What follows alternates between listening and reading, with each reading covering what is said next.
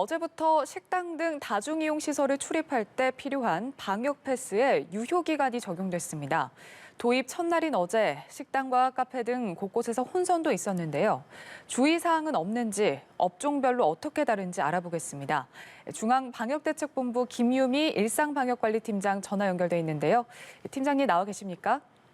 예, 안녕하세요. 네, 안녕하십니까? 네, 먼저 어제부터 방역 패스의 유효 기간이 생겼습니다. 자신이 맞은 이 방역 패스 유효 기간이 이제 그 유효 기간에 도달하면은 3차 접종을 해야지만 이 효력을 유지를 할 수 있게 되는 건데요. 이게 헷갈리시는 분들도 있을 것 같아요. 이게 추가 접종을 언제 해야지 방역 패스가 유지가 되는지 유효 기간 계산하는 방법부터 짚어주시죠. 네, 어제 1월 3일부터 방역패스 시설에서 예방접종 증명의 유효기간이 적용됐습니다. 2차 접종 후에 14일 이후부터 181일까지만 접종 증명이 유효하고요. 네. 그러니까 오늘 1월 4일 기준으로는 작년 7월 7일 이전 2차 접종을 하신 분들은 181일 차가 돼서 유효기간이 지나게 돼서 방역패스 시설 이용 시 좀 제한을 받으십니다.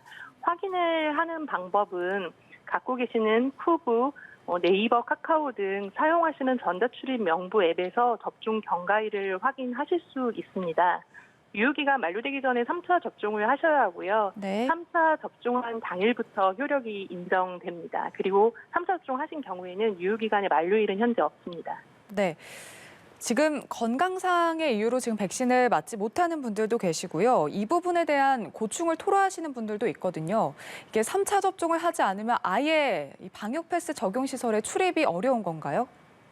예, 방역 패스의 저희 정식 제도명이 접종 증명 음성 확인제입니다. 그래서 접종을 하지 않으신 경우에도 48시간 이내에 PCR 음성 확인서를 소지하신다면 이용이 가능합니다. 네. 또 저희가 현재 예방접종 금기자나 접종 후 아나필락시스라든지 심근염, 심낭염 같은 1차 접종 후 중대한 이상 반응이 있으셨던 경우에는 의학적으로 조금 접종이 어렵기 때문에 보건소에서 방역패스 예외 확인서를 발급하여 드리고 있습니다. 그 경우 이용이 가능하시고요. 네. 코로나19 완치자 경우에는 6개월 이내 격리 해제 확인서로도 출입이 가능합니다. 또한 아시는 것처럼 청소년의 경우에는 3월 1일부터 방역패스 대상이 되기 때문에 현재는 접종 여부나 음성 확인 증명서 제시 없이 이용하실 수 있습니다. 네. 지금 방역 패스 유효 기간이 만료가 됐다거나 아니면은 이 백신을 맞지 않아서 방역 패스가 없는 분들 중에서 혼자서 식당이나 카페를 이용하는 경우는 가능한 건가요? 네, 식당이나 카페 같은 경우에는 식사를 해결해야 되고 필수적인 성격이 있기 때문에 PCR 음성 확인서가 없는 미접종자 분들도 1인 단독 이용은 현재 가능하십니다. 네. 근데 이제 새로 나온 지침을 보니까 백화점하고 마트는 혼자라도 이용을 할 수 없다 이렇게 돼 있더라고요. 어떻게 되는 건가요? 네, 방역패스 적용 시설 이용을 위해서는 접종 증명이나 PCR 음성 확인서 제시가 원칙이기 때문에 다만 이제 말씀드린 대로 식당, 카페는 식사를 해결하는 필수성 때문에 예외적으로 미접종자 1인 이용을 허용하고 있는 것이어서요. 마트하고 백화점 같은 경우에는 다른 방역패스 적용 시설하고 동일하게 PCR 음성 확인이나 예외 확인서가 없는 미접종자분들 경우라면 출입이 제한될 수밖에 없는 상황입니다. 네. 이런 방역 패스 지침을 위반하게 되면 어떤 처분이 내려지나요? 네, 방역패스 적용 시설을 관련 증명서 없이 이용하신다면 이용자 경우에는 과태료 10만 원이 부과되고요. 네. 시설 영업하시는 시설 관리자분들의 경우에는 1차 위반 시에는 150만 원의 과태료, 2차의 경우 300만 원의 과태료가 있고 위반 횟수에 따라서는 가중 처분이 있을 수 있습니다. 네.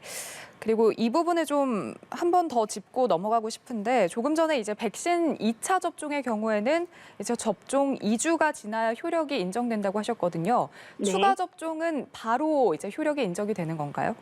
네, 3차 접종은 맞으시면 접종 증명의 효력이 의료기관에서 접종 정보를 등록하자마자 즉시 인정됩니다. 네.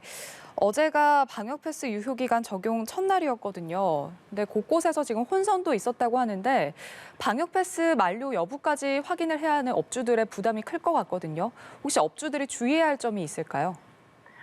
네, 비교적 많은 분들이 주말에 전자출입 명부라든지 그런 여러 가지 어플들 기록을 갱신받아 주셔서 아주 큰 혼란은 없었으나 점심시간이나 이용객이 몰리는 시간대에 우리 시설 관리자분들께서 접종 증명력이나 유효기간을 어떻게 확인해야 되는지 어렵다는 좀 건의사항들이 많이 있으셨습니다. 네. 그래서 이번 시스템 개선을 통해서 시설 관리자분들께서는 QR코드 스캔 시에 나오는 음성 안내로 접종 증명의 유효 여부를 확인하실 수 있습니다. 그래서 만약에 이 이용자의 접종 증명이 유효하다면 그러니까 일일이 접종 정보나 유효기간까지 보실 필요가 있는 게 아니라 접종 완료자입니다라는 음성 안내만 나면 유효한 분이라고 생각해 주시면 되고요. 만약에 딩동 소리가 난다면 이분의 뭐 종이나 스티커 예방접종 또는 뭐 음성 확인서나 예 확인서가 있는지 한번 확인해 주시면 되겠습니다. 한번 당부드리고 싶은 것은 종이와 스티커도 유효한 접종 증명 수단이기 때문에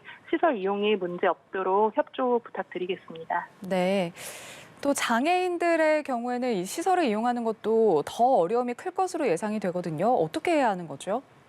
네, 방역 패스와 관련된 장애인분들의 어려움으로는 아마 본인 명의 휴대폰이 없는 경우 전자증명을 어떻게 하냐 등의 문제가 있을 수 있습니다. 네. 장애인분들뿐만 아니라 스마트폰이 이제 없으신 경우에 행정복지센터에서 신분증의 예방접종 증명 스티커를 받으실 수 있고요. 접종하신 병의원이나 보건소 아니면 정부 24에서 직접 예방접종 증명서를 출력하실 수 있으니 이 스티커와 종이 증명서 모두 좀 활용해 주시면 감사하겠습니다. 네.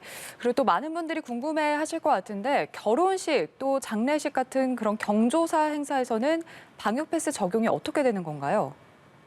네, 저희가 실내 다중 이용 시설의 일부 시설들은 방역 패스 대상이 아닙니다. 말씀해 주신 것처럼 이제 결혼식장 등에서는 별도의 인원 제한 등이 병행되고 있고요. 그래서 방역 패스가 미적용되는 실내 다중 이용 시설에는 결혼식장, 장례식장, 오락실, 임의용업, 키즈카페 등이 있습니다.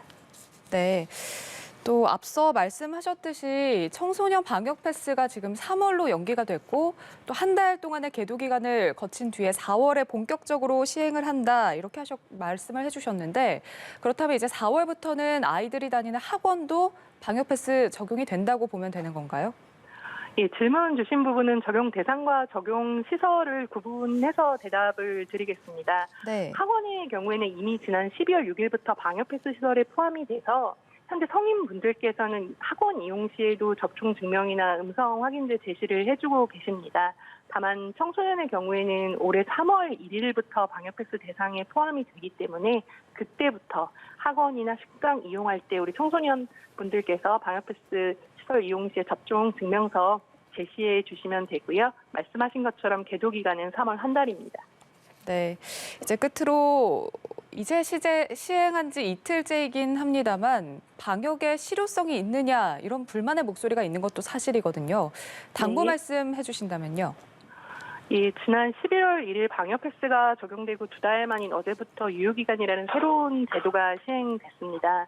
현재 18세 이상 성인의 94%가 2차 접종을 완료하셨고 유효기간 만료 예정인 국민분들의 93% 이상이 추가 접종을 마치시는 등 방역 패스에 적극적으로 협조해주고 계신 점 먼저 감사를 드리고요. 방역 패스로 인해서 생활이 좀 일부 불편할 수 있지만 코로나19로부터 우리가 일상을 회복해 나가는 과정으로 여겨주시고 적극적으로 협조해 주시기를 부탁을 드리겠습니다. 저희 방역 당국도 제도에 있어서 미흡한 점들은 현장 점검이나 전문가 논의를 통해서 계속적으로 보완해 나가도록 하겠습니다. 감사합니다. 네. 감사합니다. 이게 또 시설마다 또 상황마다 기간마다 다르다 보니까 이 부분 이용자분들 그리고 시설 관리자분들 꼼꼼히 확인하셔야 될 것 같습니다. 지금까지 김유미 방대본 일상방역관리팀장과 함께 새 방역 패스 지침에 대해서 알아봤습니다. 오늘 말씀 고맙습니다. 감사합니다.